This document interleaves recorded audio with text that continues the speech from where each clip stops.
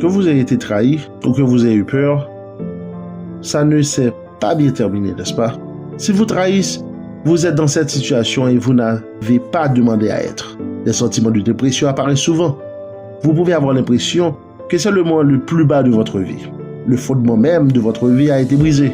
Votre estime de soi, votre capacité à faire confiance, votre capacité à vous sentir vulnérable, de tout briser. Si vous avez eu cette aventure, vous ressentez maintenant les conséquences de la culpabilité et de la honte. Vous ne comptiez pas être attrapé, sans parler de tous les traumatismes que vous avez causés à votre famille. Quoi qu'il en soit, cette expérience façonnera la façon de vous voir à votre conjoint. Le coût émotionnel est écrasant. L'infidélité n'a pas à définir votre famille. Il est difficile d'imaginer que quelqu'un qui connaît les ramifications et l'infidélité risquera de perdre sa famille. Il n'est pas étonnant que tant de mariages se terminent par un divorce. Imaginez que votre famille soit comme un vase délicat, bien que toutes les relations souffrent de petites fractures faciles à réparer. Lorsqu'une aventure survient, c'est comme si le vase était jeté par terre et s'est brisé en milliers de morceaux. Vous vous sentez désespéré, comme si vous ne pouviez jamais remonter les pièces. Vous avez l'impression que votre histoire va toujours être marquée comme si elle allait toujours être fracturée ou brisée. C'est en ce moment que de nombreux couples se séparent.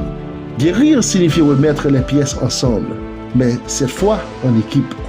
Dans notre culture occidentale, quand quelque chose se brise, il est jeté et remplacé. Pour vaincre l'infidélité, il faut la voir comme dans l'art japonais de Kintsugi. Dans Kintsugi, l'artiste ne cache pas les fissures du vase, mais il se concentre sur la conviction que ce qui est cassé est toujours beau. Les fissures représentent des pensées négatives de divorce et de honte, sont remplies d'or, de sorte qu'avant il était cassé et prêt à être jeté ou remplacé, il devient maintenant plus beau et plus précieux.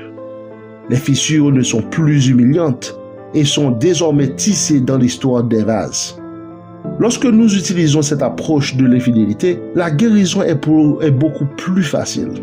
L'or représente les changements nécessaires pour les hommes, tout ce qui nécessite une réparation. Premièrement, les couples doivent développer une perspective et un plan de guérison. Pas seulement un tas de versets sur le pardon. Les couples qui demandent de l'aide sont plus susceptibles de mieux guérir. N'ayez pas peur de demander de l'aide.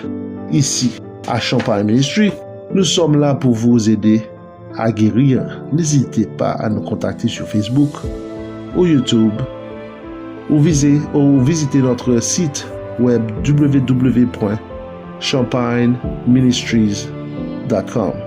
Que Dieu vous bénisse.